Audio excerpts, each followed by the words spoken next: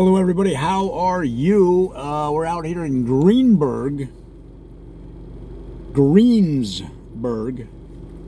My bad, I'm not from around here, man.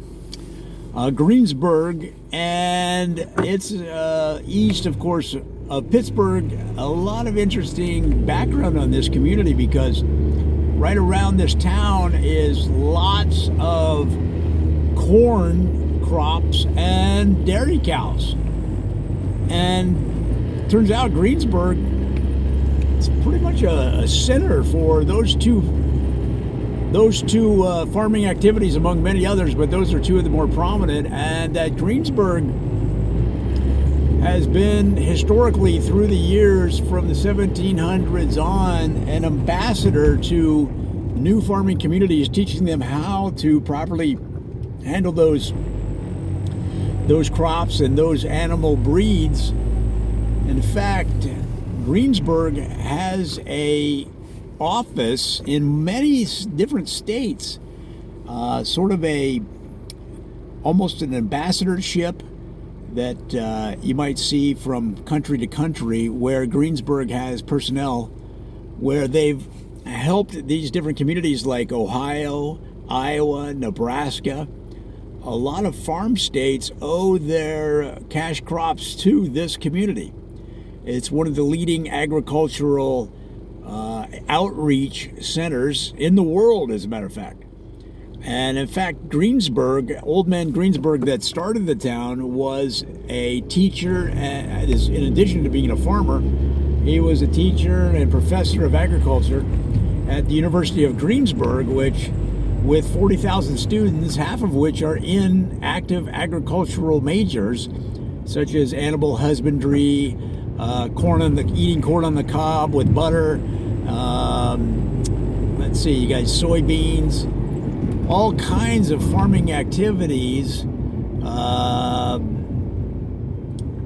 Corn on a stick at the state fair is one of the majors you can major in here at the university. So that's fun fact number one of 3 fun facts we're going to talk about this community. Really interesting, and good on them for being a teaching center, reaching out to help other people. And guys, it goes back almost 300 years. In addition, Greensburg has been known as one of the centers for people that talk softly. So if you talk softly, if you're a soft talker, a quiet talker, Greensburg is the place for you, because they started it way back when. It wasn't a law so much as it was a public request.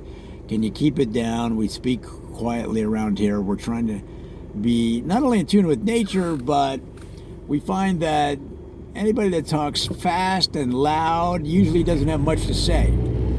So in order to improve not only the quality of life in terms of the physical volume, noise pollution and such, but also the quality of the discourse itself, we're going to ask you to turn down the volume.